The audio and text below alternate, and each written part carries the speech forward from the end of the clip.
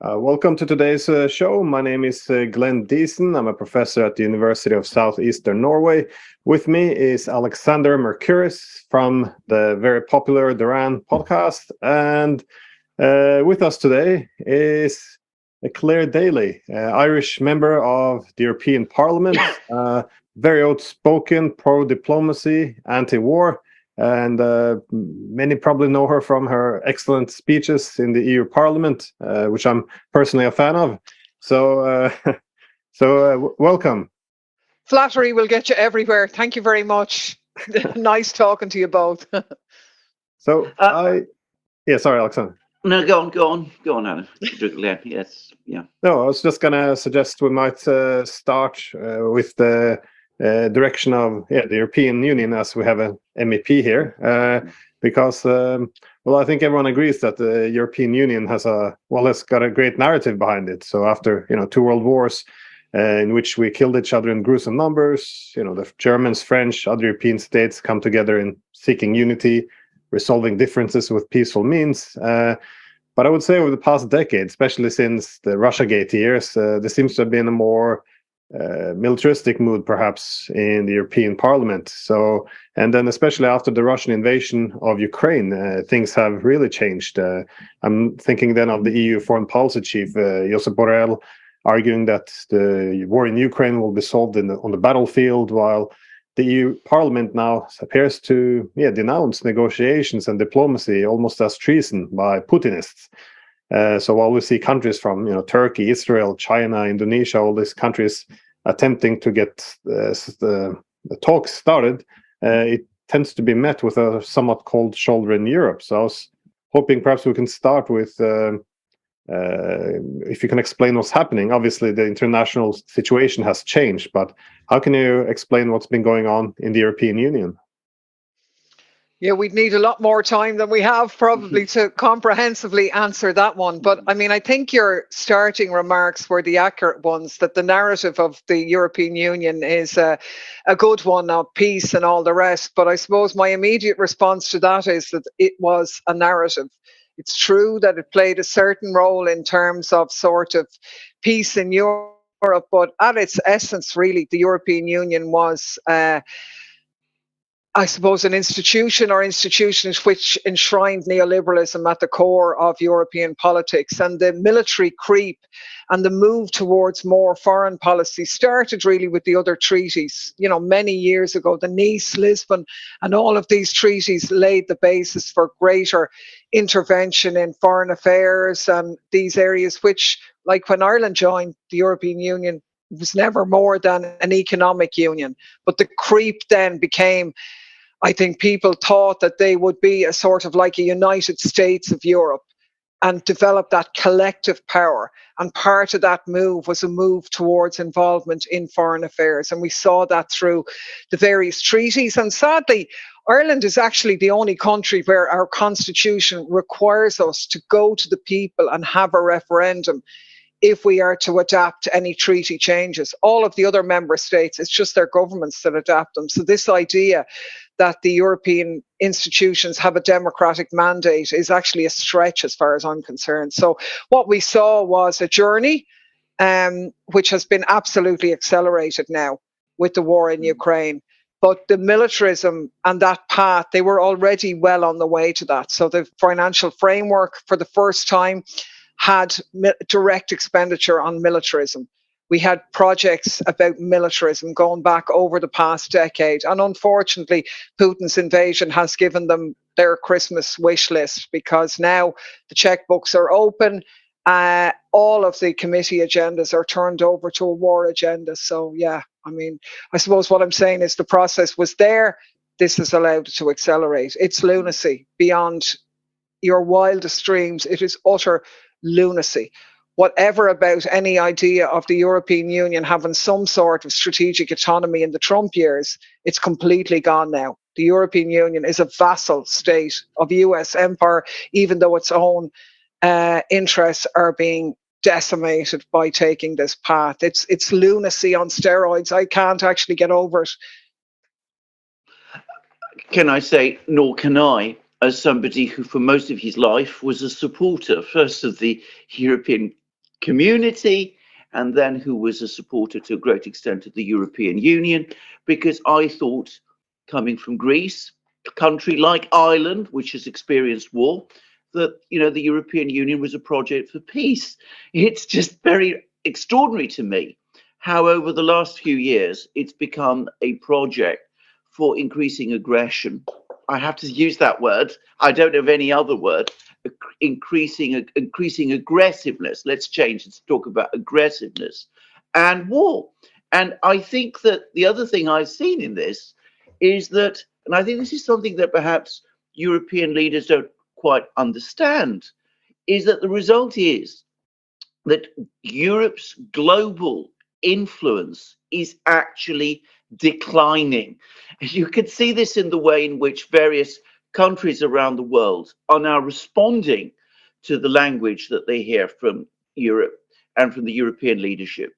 And specifically over the Ukraine war, they're starting to distance themselves because they don't see solutions coming from the European Union to this crisis. On the contrary, they seem to see things getting more aggressive all the time. Does anybody, this is my own analysis, I mean, two questions briefly. Do you agree with it? And secondly, does anybody within the European leadership understand it? And perhaps ancillary to the last question, if they do understand it, do they even care? Yeah, I mean, well, I certainly agree with you. Thank God I'm not in the European leadership. But I suppose we have one of the weakest leaderships at both EU level in von der Leyen, Borrell, Charles Michel. These are incredibly weak politicians who actually failed in leadership roles in their own countries, and now they're heading up these European institutions. The leadership in the member states is incredibly weak. I mean, it pains me to say that the best of what's coming out with Europe, the one who's only half making sense, is Macron. Like, the idea that he would be the most reasonable is crazy for me to say, but it's absolutely true. It's lunacy, and it comes from weakness. I mean, we often speculate that would the war have happened, or would Europe have taken the stance it had taken if Angela Merkel was still in power? I don't think so, because she was somebody who was a spokesperson for German capitalism. She put the interests of Germany first, always, and the interests of Germany were tied up in the interests of the European Union. So de facto that followed. Now this is patently us shooting ourselves in a couple of feet. And I don't understand why they're doing it, that nobody is calling halt. I don't get it. I mean, the European Parliament itself is an association of extremists, really. I mean, the European Parliament is not representative of the citizens of Europe. It's the only directly elected body. But let's be honest about it. In about 10 countries, less than 30% of people vote.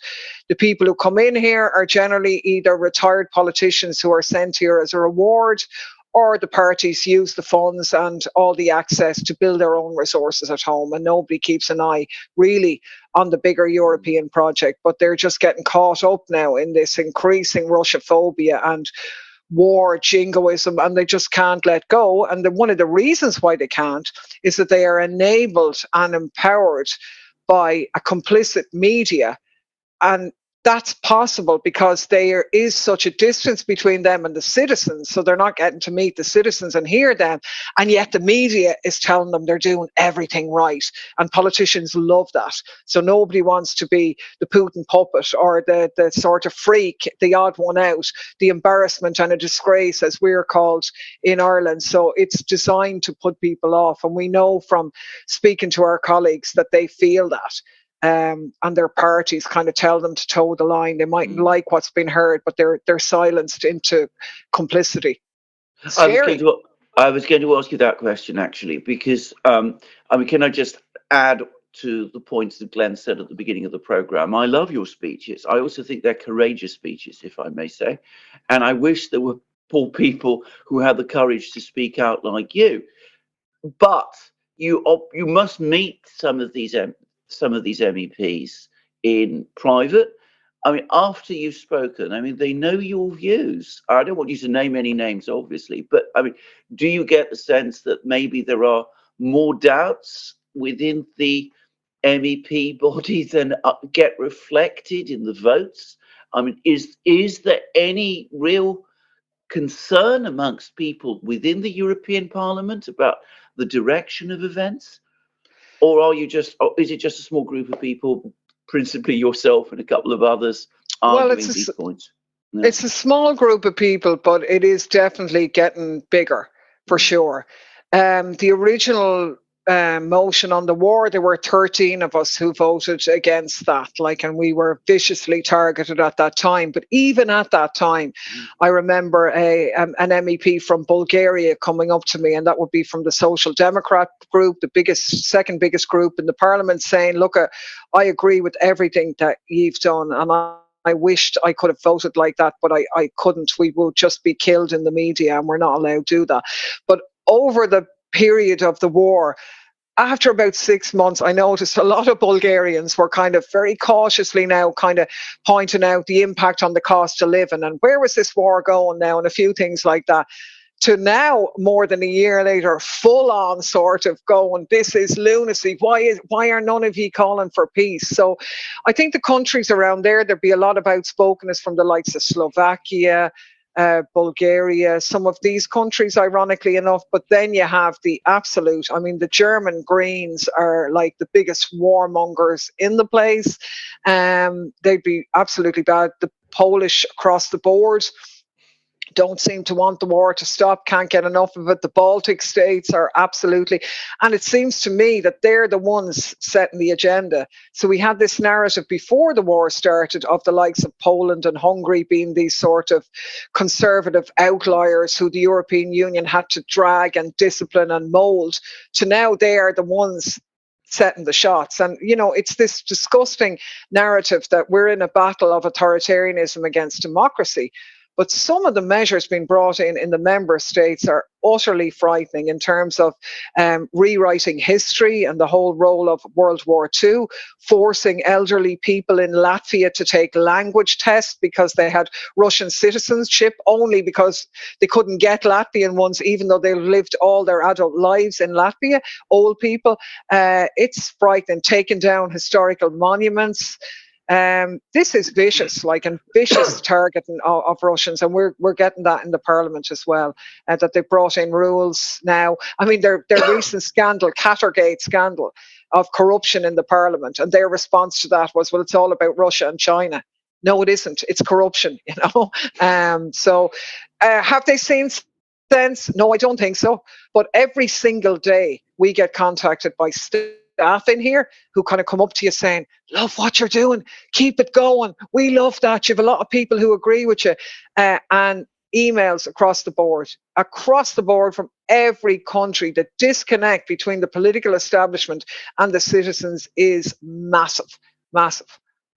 Can I say that I completely agree with the last point, which I also find in London, and that might come as a surprise. Britain is also pretty hardline on this, but I can say for a fact it does not reflect the shifting mood of the British population. And I can also say that if there was alternatives offered, if people were told a little bit more about, exactly what's going on, what the diplomacy is or lack of it, it would shift even further. And before I come over to Glenn, I mean, my background politically was very, very much on the left. And you mentioned the Greens. The Greens used to be an anti-war party. The left used to be, the force in Europe, in all the various European states, which tended to push anti-war positions. What has happened to the left? I mean, does it even exist anymore? You talk about discrimination against people in places like Latvia and all of this, people be pressed to learn to take language tests. Once upon a time, left-wing people were the people who strongly opposed that. Any Irish person who has gone through Irish history knows that. Any Greek person knows that. Where has the left gone? Why has it just packed its bags and walked away and gone to the other side? That's a rhetorical question, because I don't think there is an answer. But, I mean, do you have the same sense as me that this is all just gone, basically? And that's one of the things that we're missing. Well, we definitely are. I mean, there's no doubt about that. I mean, there was an opinion poll done in Ireland in the last 5 weeks or so, 4 weeks, by the Peace and Neutrality Alliance, but proper polling, where 87% of the people of Ireland said they favoured a ceasefire to facilitate negotiations. Yet I participated in a TV programme that same week, and it was all scandalised, sort of. So Clare Daly wants us to talk to Putin. What do you think? And in the first row, there were 3 beautiful Ukrainian women sort of crying into the camera. And every time I spoke, the camera went on them. It was a horror scene. But it was just, as you say, there was no space allowed for what is diplomacy, what is dialogue, what is a ceasefire, and what is peace. And the young Ukrainians were saying, oh, this is terrible. You don't know what it's like. How can you sit here and say, we do know what it's like? That's precisely the point. Ireland was occupied by a stronger neighbour. Our country still isn't united, but we traded, if you like, that for peace and an agreement, which thankfully the international community at that time rode in, and the US played a really good role in having the back of Ireland to deliver that peace process. And at least people aren't killing each other, kind of thing, you know. But I mean, what happened to the left? Well, I mean, we could be here all the time, but it's incredibly weak. I think its demise started before this. I think in terms of empire, a lot of it was around the time of the Syrian conflict. I think a lot of them kind of lost their way a bit, didn't keep up with the changes maybe that were taking place in that war. But a lot of it now is that a lot of the left in Ireland now have walked away from what we'll call foreign affairs or empire or anti-imperialism to concentrate on identity politics and so on. And that sort of defines you now as liberal identity politics. And they've moved away even from economic and social issues. And the sad thing about this anti-war situation is that the people who are going to gain from this are the far right, because they're the ones talking about the impact on people's living standards. I mean, there is growing racism in Ireland now, which the Irish government bemoan and say, oh, this is terrible. These terrible riffraff people now engaging in racism. It's really not on. But it's the government who are responsible for causing that racism and appropriately so, we're fully in favour of safe harbour being given to all refugees, Ukrainians, refugees from elsewhere. But what the Irish government did was absolutely bring in one of the highest levels of Ukrainians per capita in Europe, and then said, we're going to build houses for Ukrainians. Not for the Irish people on the list, not for the other migrants on the list, for Ukrainians. Now, I'm fully in favour of them providing accommodation for Ukrainians and everybody else, but the way of doing that engenders racism, and the people getting targeted are the black people and so on. So that's who's gaining from this. The left is nowhere to be seen. The war annihilated what was left of them. They began to eat up. So we're in the left group in the European Parliament. It's the smallest group. There were about 40 of us. And even in the sort of the old campaigns, the likes of Die Linke in Germany have now split down the middle. The ones in the European Parliament in the main are on the, well, I won't call it, they're not as anti-war as some of the ones back in Germany are, so they wouldn't be great. We saw the Spanish under severe pressure and that as well inside their own parties. A lot of parties suffering huge turmoil, or others sort of just playing it safe. Don't mention the war, as Basil Fawlty used to say. It's very much don't mention the war, and they don't. And they just try and campaign on other issues. But it is the big missing factor, because if you have that level of support in opinion polls in Ireland, and you've had some very big protests in Italy, but not elsewhere, really, that's been the exception. Yeah, it is definitely linked to the weakness of the left. This is, and I keep harping on about it, but the role of the media is huge in this. We have the same challenge in this country, in Norway, though. We always had a rule: we do not send weapons into armed conflicts because it makes the matters worse. Everyone was on board. This was accepted, but now for this one war, everything is turned on its head. It's deeply immoral not to send weapons, and that's fine if you want to make that argument. But I guess what I'm kind of struck with, which is also what I see in the EU Parliament, is what is largely complete absent of debate. So, you can either be for sending more weapons, or you're shamed as an idiot, useful idiot of Russia. But again, I've heard you as well in the EU Parliament. You consistently condemn the Russian invasion of Ukraine on several occasions.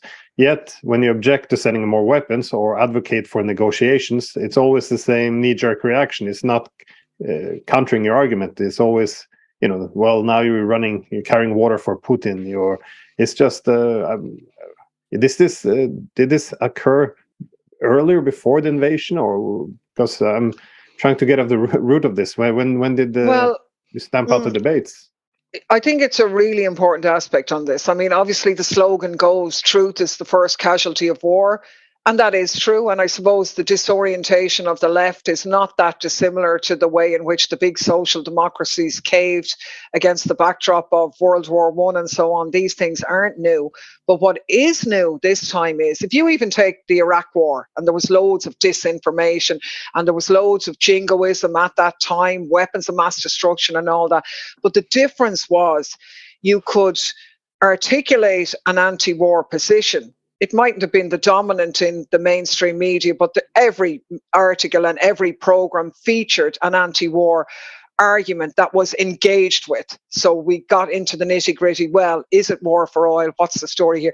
Now you don't engage with the political argument. You just say Putin puppet, and that's enough. Anybody who calls for peace, and there's no analysis or digging or space for critical thinking. Now that's given rise to a huge crisis in the minds of ordinary people. And that's why we get so many emails from people going, I think I'm going crazy. I'm the only one saying this, or my friends are repeating these slogans that they hear on the TV morning, noon and night, but they're not. The space for critical and rational debate is shrinking, and it's getting worse now, big time. I see it linked to the amount of American money, National Endowment for Democracy money, which has been bragged about as supporting independent media all across Europe. I think that money now is being called in. We have all the think tanks that operate. We have them in the European Parliament week in, week out, advising us on policy. And they never say this is a US funded think tank, whereas it's just taken as, well, the US are our friend. When we say, well, look, the US are interfering here and that, they say, they're our friend. What are you talking about? Kind of thing, even though they've done things which are not very friendly. Nord Stream 2, for example, potentially, and others. But it's the whole thing, I think, is driving me crazy. I don't know. It's mental. But this idea of shutting down the space for rational debate is everywhere now. And now they have special committees on foreign interference. They are doing fact checking, but it's not actually fact checking at all. Just if you have a different view, that's it, you're gone. They are now introducing in the Parliament, they're trying to criminalise and sanction people in Europe for disinformation and foreign interference without any legal definition of what that is. This is really frightening, the direction in which this is going.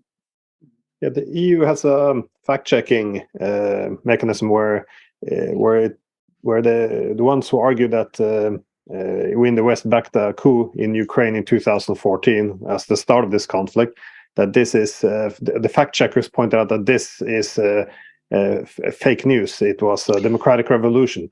But this is not checking facts. This is checking narratives. You can check the facts.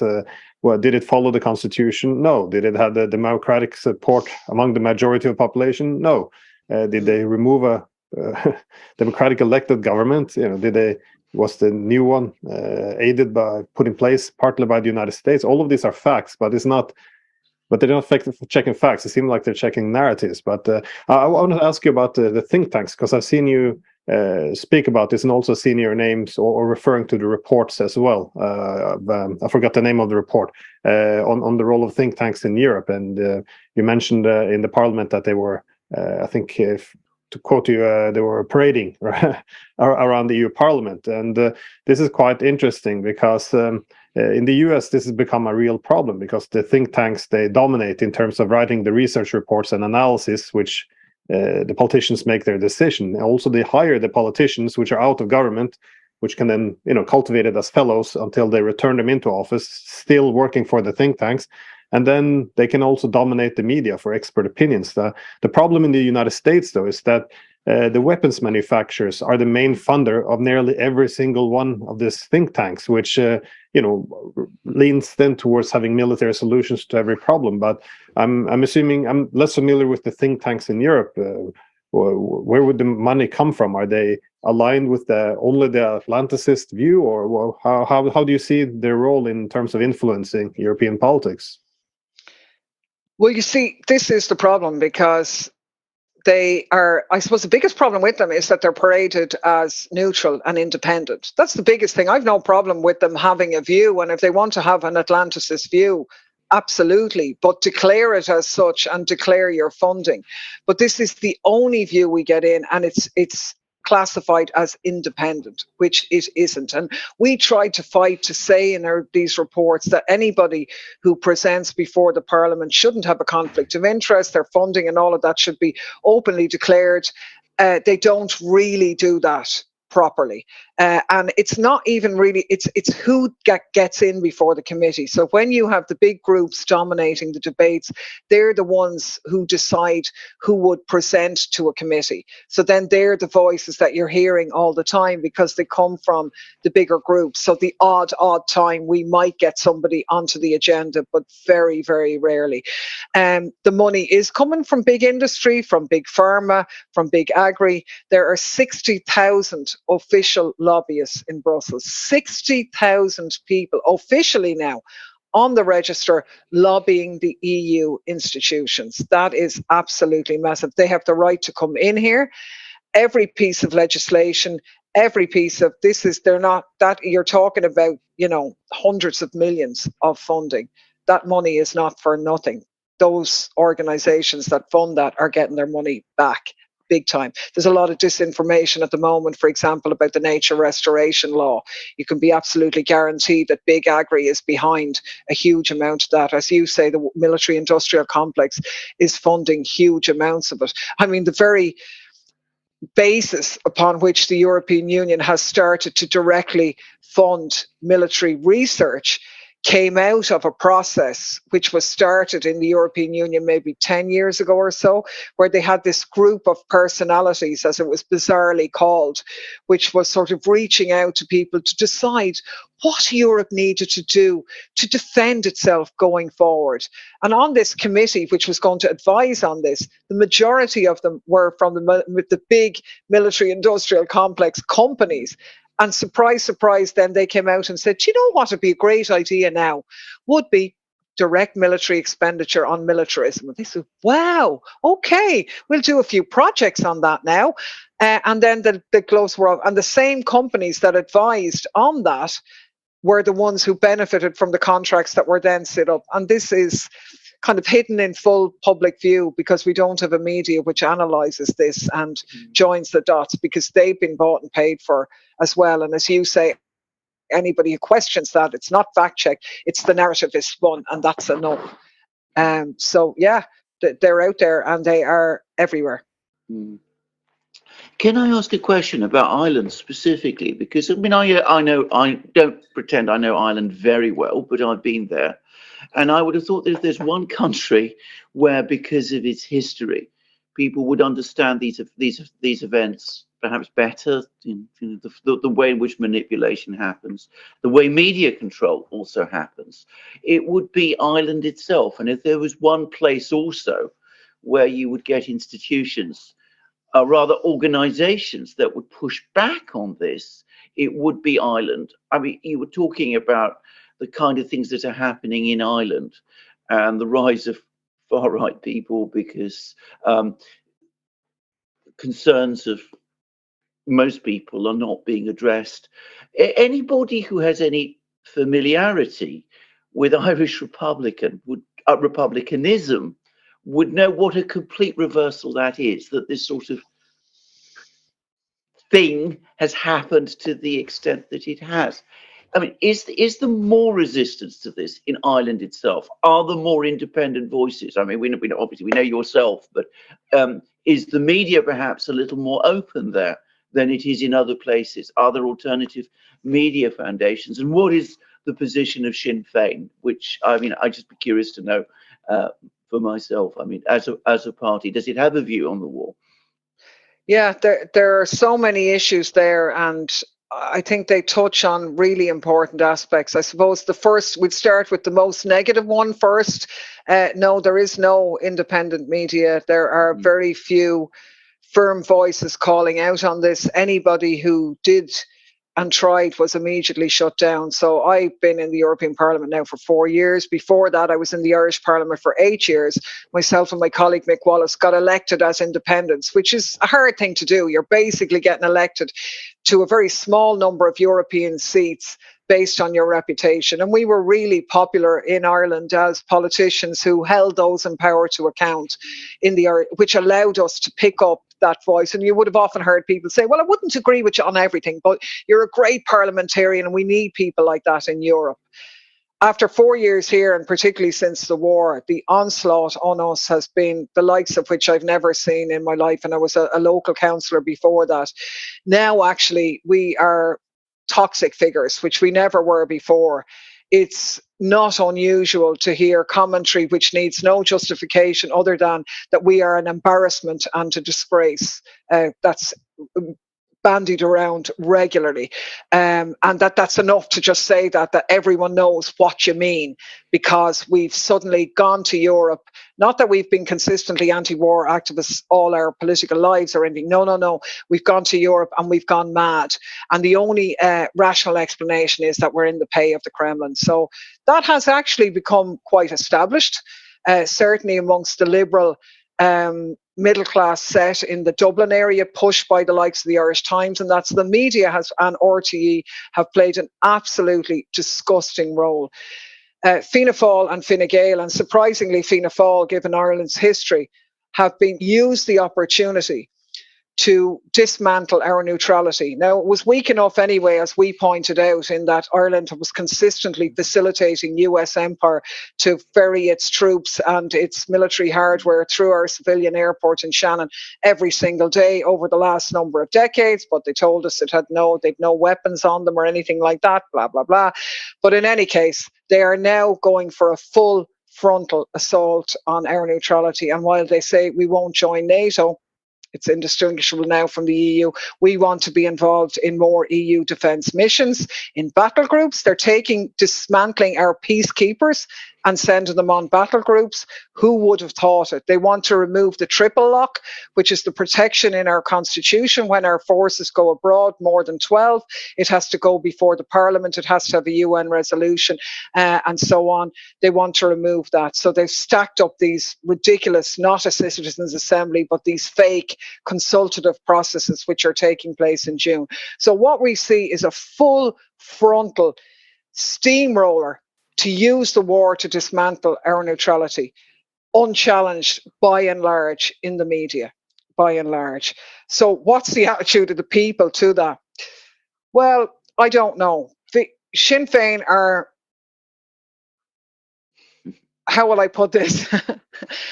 It's a hard one, right? Sinn Féin have been less virulent, obviously, in the war. They've done some ridiculous things like, call for the Russian ambassador to be expelled and all this type of populist nonsense, which means nothing but is not good from a diplomatic point of view. They have walked down the middle of the road on this. They're trying to cover all their bases. They are staying firm-ish on neutrality. They say they support neutrality. They've been saying, though, that if they come to power, which they will, our participation in some of these Partnership for Peace military initiatives that previously they said we would leave immediately.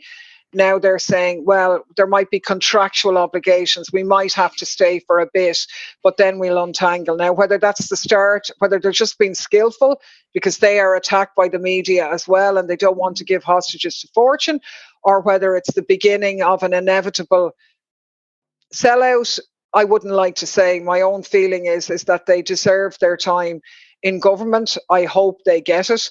We'll be doing everything we can to make sure they stay as anti-militarist as their stance, but I would be worried because of their big backing financially in the US, and that was always going to be a problem in any case. So You're right, like you'd think the Irish people would understand that. I mean, we often say, we used to, even before the war started, the likes of the Poles and these people would be going, I don't understand how anybody could be neutral here.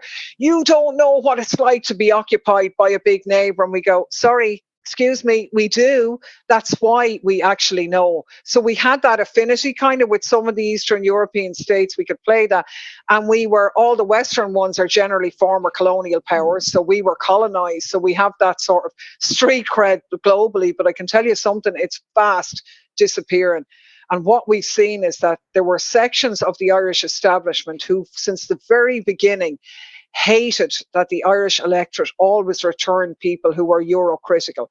Now, I'm incredibly pro-European. I'm an internationalist, but I'm very skeptical about the European Union. It's a different thing. It's not a narrow vision. It's an open vision. But they hated that this, they found it embarrassing always that Ireland returned people who were critical. Like when the Irish people voted against Nice and Lisbon treaties, the establishment in Ireland were mortified, even though people all over Europe went, yahoo, you're the only ones, you're the ones speaking for the ordinary people. But the Irish authorities hated that, so now they have their chance. So I'm depressing myself here talking now, and this is a bad start to the day. But that's I do think the people can see through it, but there's no vehicle for them to be able to express that. The trade unions have been quiet, the anti-war movement has been a bit muted. Now we're going into a period where there's more activity around neutrality, but it's not fully reflected in the media, but they'll have a hard battle to force Irish people to give up their neutrality. I do think that, but sadly the war propaganda has been prevalent, and just otherwise rational people have gone crazy. I don't get it, It's quite troubling to see this belt we had of neutrality, or at least these neutral buffer states, collapse one after another. But I always also thought Ireland would be one of the main pillars to hold. I lived in Ireland myself for a few years, and I remember also the discussions around Americans using the Shannon Air Base for its war in Iraq, and how the resentment had caused, and to see it fall apart in Ireland, and and hopes for the rest of us. I think if they can't keep on their neutrality. It's not gone yet, so hopefully.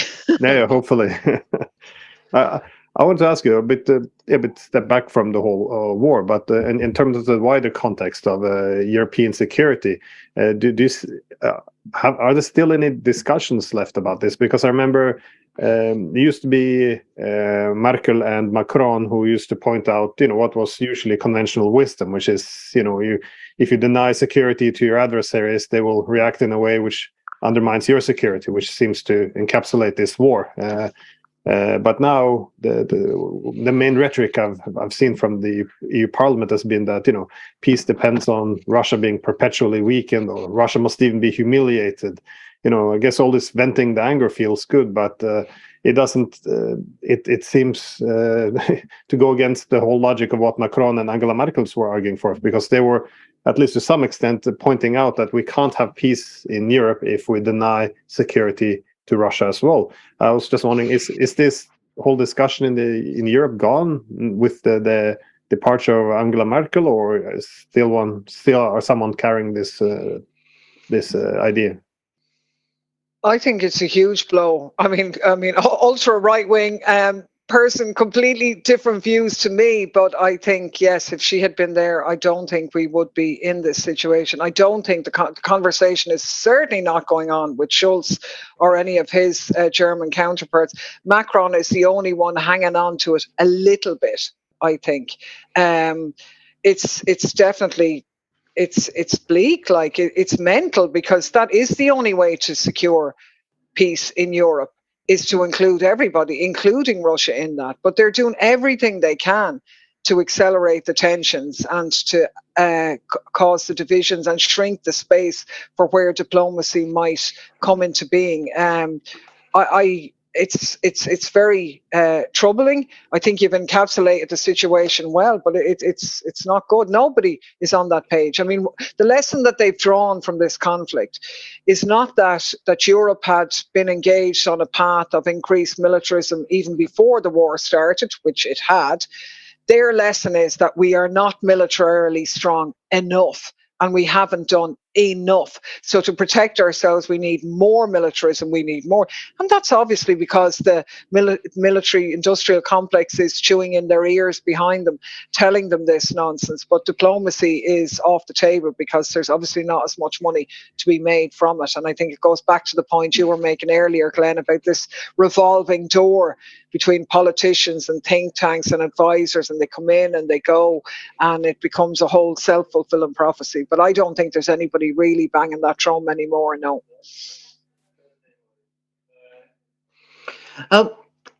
Could I just ask about, you know, the kind of people who staff the commissions today? Because of course we now have a high representative for, you know, I think it's foreign affairs and security, which is obviously Josep Borrell at the moment. But this is still a relatively new innovation. I mean, what is the expert foundation upon which they work? Do they have their own team of experts who support them and who provide information? Do we have committees that provide this information, or is it all passed out to these think tanks? I mean, is it entirely sort of contracted out in the kind of way that you were saying, or do they have their own sort of cadre of people who might be prepared to explain to them things that are not what here from the think tanks? The reason I ask this question is, again, I've been following news internationally, and I come back to my earlier point. Europe losing to a degree that is, why should people and get American talking points thrown at them? If they want to hear American talking points, they can speak to Washington instead. That is, they don't want a Europe globally. People don't want a Europe that is merely an echo chamber of what the Americans are saying. And one of the strong things about Europe, one of the expectations many people around the world had about Europe, was that as European states came together, they would actually form, and to some extent, a counter, an alternative, if you like, balancing point to the Americans, and that this would be a healthy thing. It would open up the international system. It would create a greater degree of stability in the international system. And I think a lot of countries around the world are deeply frustrated about this. And I wonder whether people like Borrell are ever advised about this or told about this by their own officials, or do they not have officials? I mean, this is what I don't completely understand.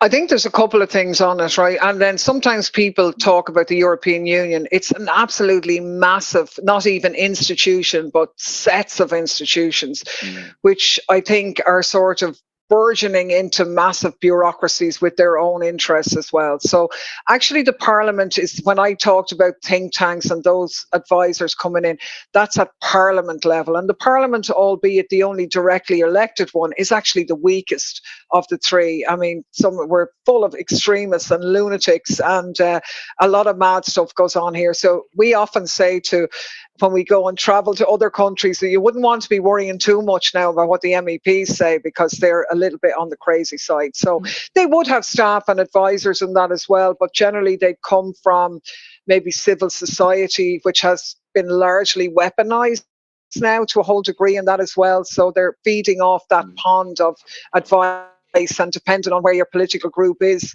coming from, you'll feed off that NGO, which will have that stamp of sort of that type of civil society interference, really.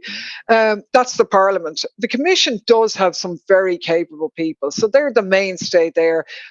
Each state nominates someone each term. They bring in their own cabinet, but actually it's the officials behind the scene who run the story. They have to know that a lot of this stuff is mental. I mean, if they don't, we're in even bigger trouble. But unfortunately, you know, when they're dealing with a weak leadership. And this is an incredibly weak commission. Actually, Ireland's Phil Hogan, who was ousted because of COVID, would have been the strongest character there. They're incredibly weak, and that's not helping. And in one way, you'd think that, well, that would lead to the officials being able to direct them and steer them. But I actually think it's the opposite. I think they're so stupid and lame-brained that they're just gone off on a mad one themselves a lot of the time. But I'm sure there are conflicting people there. And then you have the council, which is the biggest power play, and that's made up of the member states themselves. So it's a foreign affairs, it'll be all the foreign affairs ministers meeting. They've been really frustrated by Hungary's Orban. They all give out about him morning, noon and night. And obviously there are rule of law problems in Hungary, but we said there's rule of law problems in Spain and France and all the rest of it. But, you know, Poland and Hungary were the bad boys in the class. But since the war, Poland are the good boys, except now, because now they're bringing in a Russian interference law as well.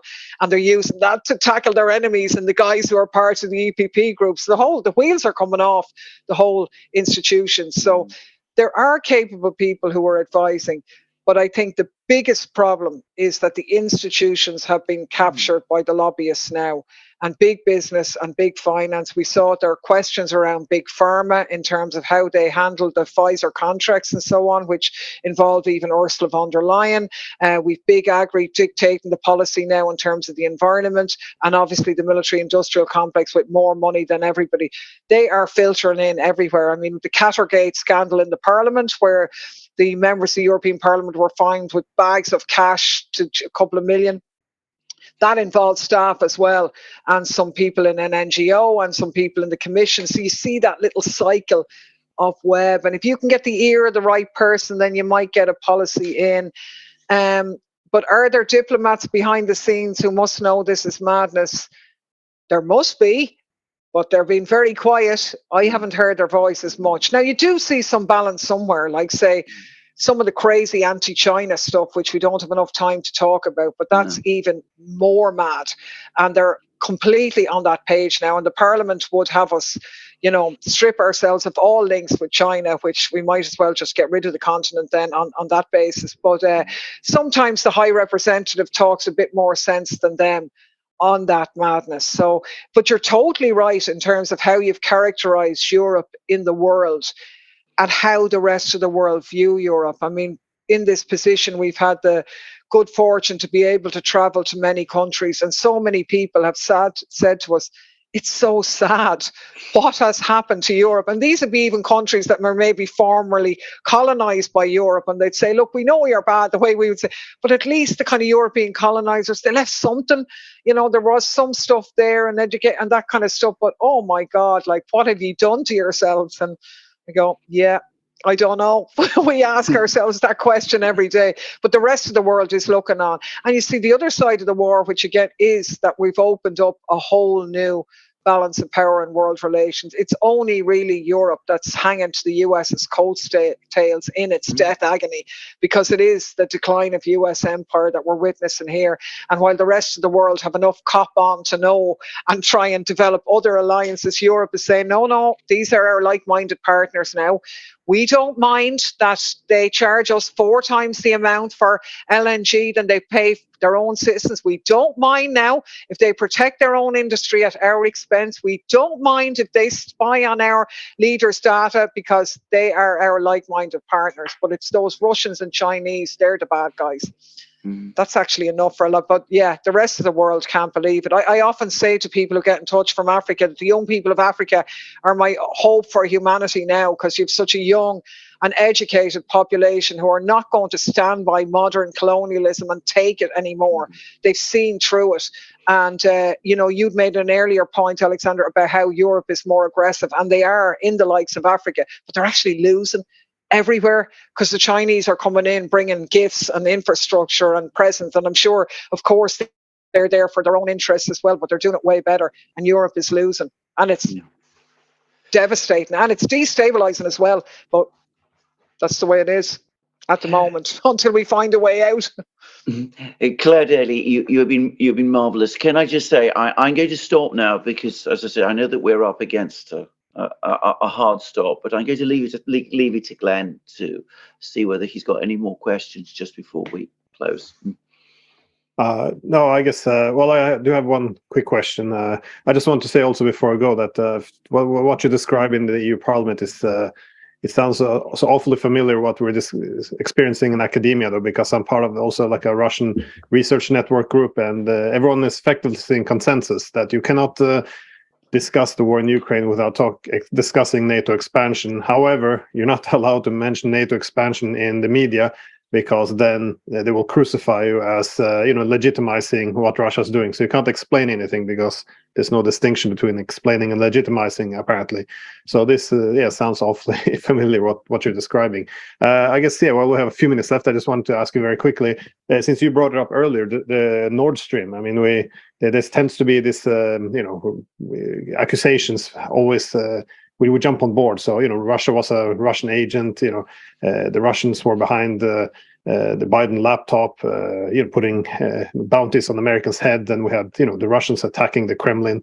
Last night, the Russians, the Kakhovka Dam was blown up. And every time we jump on immediately that the Russians are behind this. But, well, in each of these cases has been proven, well, almost all of them been proven that this was not the case. But with Nord Stream, it's quite extreme, because this was a key energy lifeline to Europe, keeping our industries alive. I was just wondering, is there any debate going on the EU, anyone asking for investigations? Because this seems like a very specific issue, something it definitely would be in the EU interest to find out who attacked us, who blew up our energy infrastructure, and at least, not sanction anyone, just find out, well, what happened. Is there anyone pushing for this, or anyone obstructing it, or what is happening in the EU? We've repeatedly tried to raise it at Parliament level, and actually a few people have from Germany as well, but generally from the far right in Germany have raised it. We've raised it ourselves, one or two others. But the biggest issue there is the general silence that prevails around it. I mean, we don't know who is responsible for it. We know certainly that it wasn't Russia, because if Russia wanted to stop the supply, they could have just turned it off. They're not going to engage in a big, massive explosion that's going to cost a huge amount of money to fix. So it was the huge act of economic sabotage on European infrastructure. It led to the biggest release of methane ever in our history, so environmentally tragic. And now we're paying 4 times as much for American LNG as was being paid for by German gas, Russian gas, apart from the environmental footprint. So it was a huge blow, but the short answer is nobody is asking the questions, which sort of gives you a clue that they probably know what the answer is and they don't want it to come out. And yeah, I mean, we all know Seymour Hersh's story about him having contact with whistleblowers who say that it was Norway linked in with the US. The truth is we don't know, but it's definitely could not have been the Russians. It would not make any sense at all. And yeah, it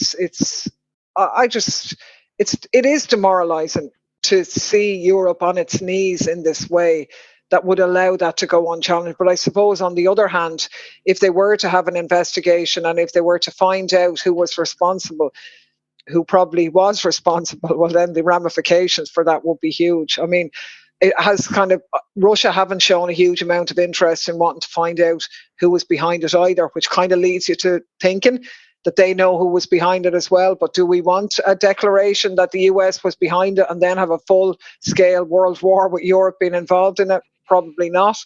But is anybody going to be held to account? No. And the public has a right to know, and it's scandalous on that. And I mean, it does feed into the demoralization that people feel. Like, Glenn, when you were saying that our situation here is similar to what you feel in academia, we get it so much from people every single day. We've been privileged and fortunate enough to be given a platform that bizarrely loads of people follow. That must be social media for you.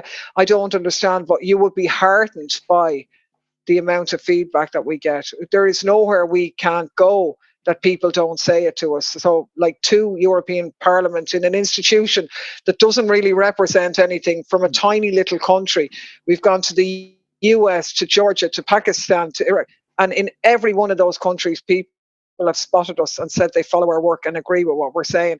That has to give us all hope for the future, that it is the ordinary people who are grappling for a way to find out, and maybe through alternative discussions like this and through social media, people can begin to find a way of negotiating out of this madness. But it's not going to be easy, and I don't think it's going to be quick, but we have no choice but to try. Okay. Clare Daly, thank you so much for your time. This has been very interesting. So thank you. Thanks very much, guys. Lovely talking to you.